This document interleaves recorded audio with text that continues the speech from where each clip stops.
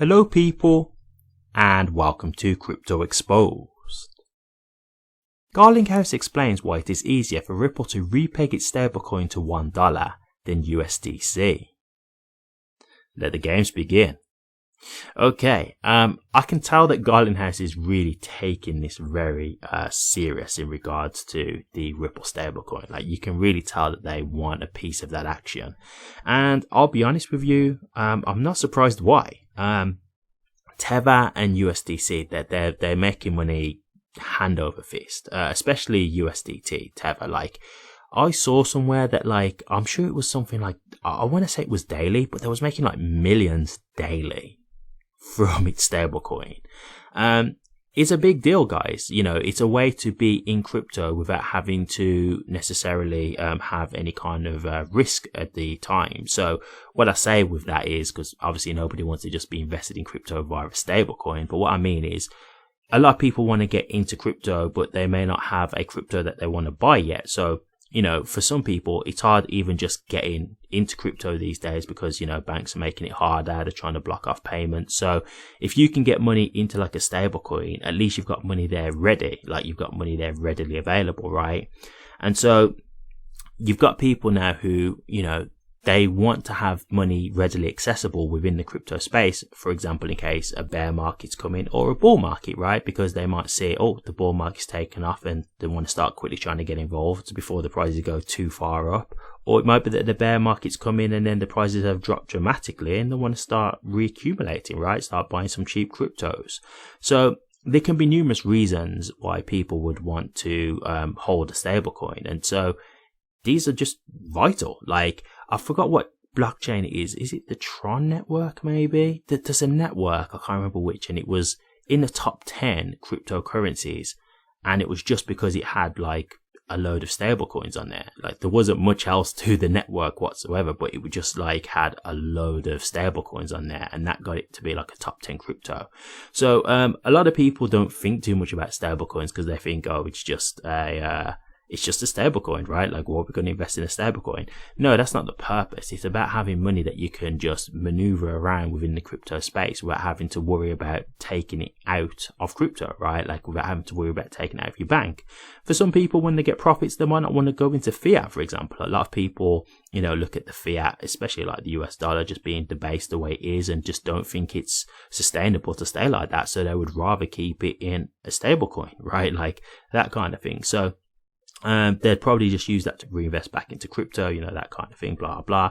But again, they just want to have that money readily available. So yes, the stablecoin market, yeah, is a big deal. Like, I can't remember the projected forecast, but they'll probably say it in this article, to be honest with you, seeing as they're discussing this, but it's suggested to do like trillions within a few years. So you can already tell there's going to be, you know, a lot of value coming in through this. So I can see why Brad is fighting for this position. I can see why he's getting competitive now. It's understandable. They want to obviously try and make their stamp in the market, and they want to try and earn their place and get value, you know, and that's something that's also going to be beneficial for XRP and the XRP ledger. So I'm all for it, of course. But let's get into the article and then we can discuss this a little bit further.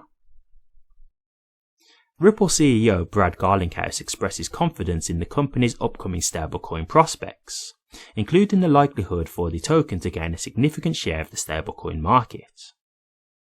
In a viral video making the rounds in the XRP community, Garlinghouse said that even though Ripple has not revealed the name of its upcoming stablecoin, he is confident that the asset could gain dominance in the stablecoin market. Quote, "I'm very optimistic that there is a lot of market share there for it. There is a lot of growth, so I'm excited," unquote, Garlinghouse remarked. Garlinghouse's confidence stems from Ripple's strong financial position, which would ensure that the stablecoin remains pegged to the US dollar. Circle's USDC saga.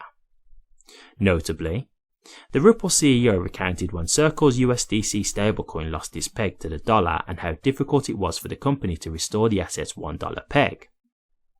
Recall that USDC lost its $1 peg last year, crashing to an all-time low of 87 cents on March 11th. The stablecoin lost the peg following the collapse of Silicon Valley Bank (SVB) which manages 25% of USDC's reserve.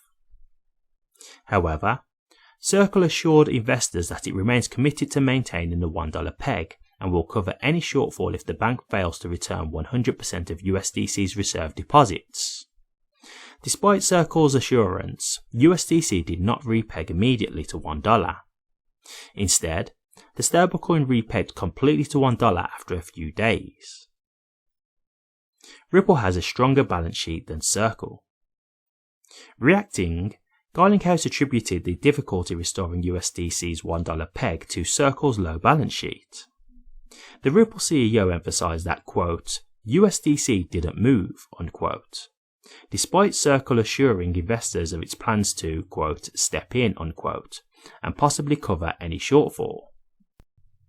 Quote, USDC didn't move, partly because I think Circle does not have a big balance sheet, unquote, he stated. Garlinghouse later contrasts Circle's position with Ripple's, noting that if the latter had made a similar promise at the time, USDC would have regained its $1 peg.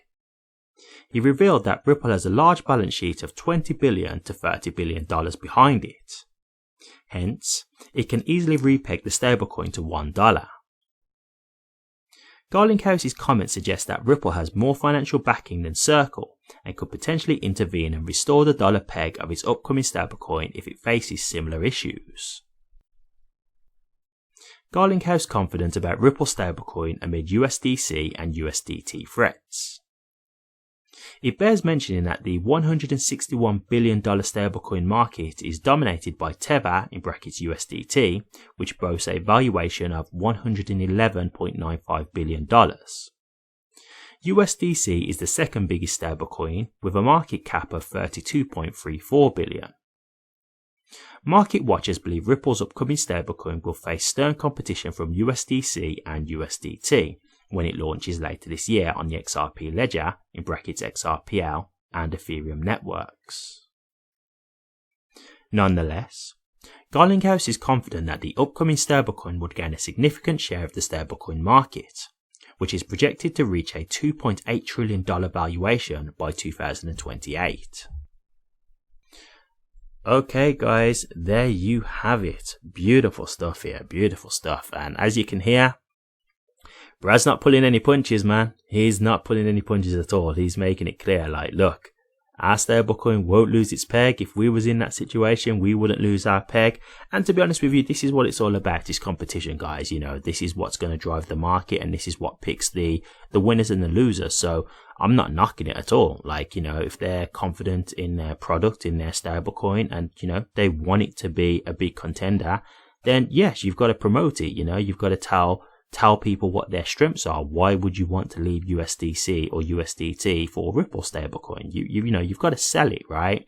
Because this is what I was saying before. Like, I do believe that Ripple will have a good, you know, share of the market from this stablecoin. I don't think it's going to be a failure. I think it's going to be a success. But I don't think they're just going to take all of Tether's and USDC's, you know, market share. I don't think that at all. You know, like, you got to understand, especially Tether.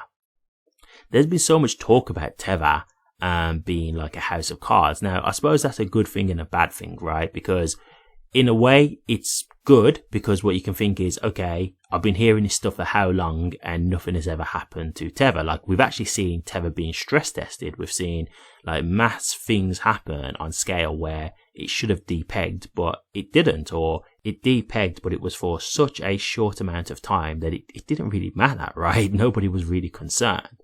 And so what you could say with, you know, USDT and Circle is that, okay, we've seen this happen and they were successful in maintaining the peg in the end. Yes, it may have taken a little bit of a while or whatever within USDC's case, but it got back there. We don't know that with Ripple, right? So that's something that you can look at as a positive or a negative.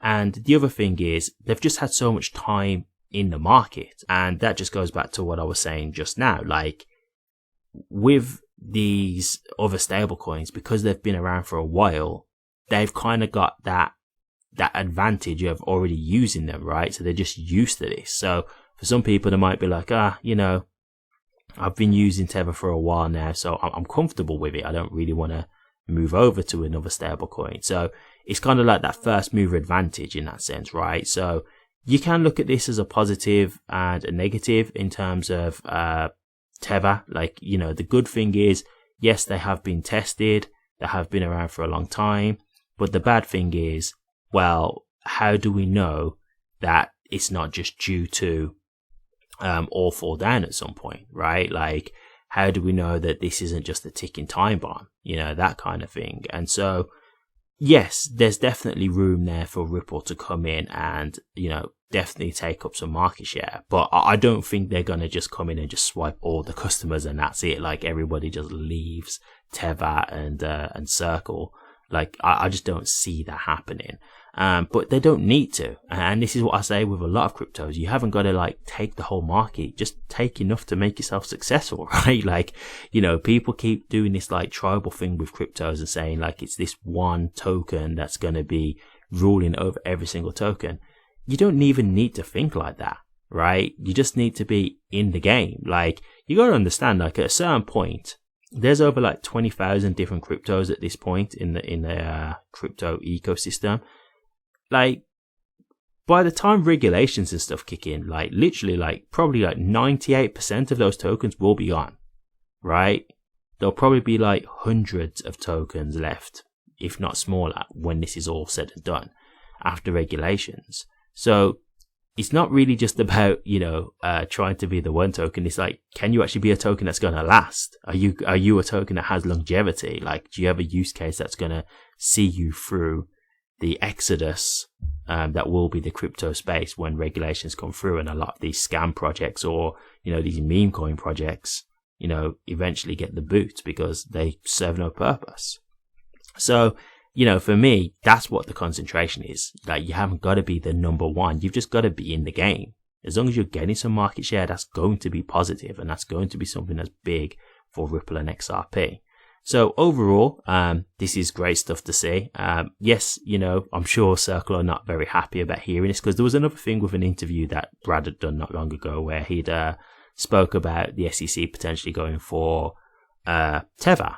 Now, I'll be honest with you. I've been hearing for a long time that, you know, Tether is just a house of cards. Like, you know, there's a lot of shadiness to it. I mean, look, as I said earlier, like, nothing's ever happened. Like, they've managed to withstand a lot. So while I definitely agree it looks shady, I have to say they seem to have weathered all these storms and they have been heavily stress tested and managed to, you know, get through it. So I don't know, you know, I really don't know. But I'll be honest with you guys. If it was to be a thing where the SEC went after Tether and let's say like, you know, let's say Tether was to fall down, the house of cards was to collapse, that would be a bad day in crypto. Because did you hear what the market cap was? Like 111 billion. Like the effect that would have if Tether collapsed would be, I can't even explain it. Like it would be absolutely terrible for the crypto space. So I'm not even wishing on that, to be honest with you, because that would be a bad time. That would be a real bad time. But yeah, like Brad seems to be kind of, you know, I think with that, there was just an honest opinion that he had because, you know, as someone who's gone through the lawsuit, I think he's very aware of the SEC's tactics. So I don't think that was necessarily fighting talk. I think that was just an honest observation. But in terms of Circle, that seemed like it was just a little bit of a jab there, a little bit of a dig. Like, you know, that wouldn't happen with our stablecoin. You know, ours is going to be fine and maintain its spec. So I think that was a bit of competition talking. But as I say, it's healthy. That's what drives innovation. It's what drives people not to be complacent. And it's what gets us the best out of these products. So I'm all for this. I really am. But what do you guys think? Brad discussing why the Ripple stablecoin will not lose its peg to the dollar. Let me know your thoughts, guys. I'd be interested to hear. Thank you very much for watching this. If you did like it, please remember to drop a comment, like, and subscribe. But until next time, take care.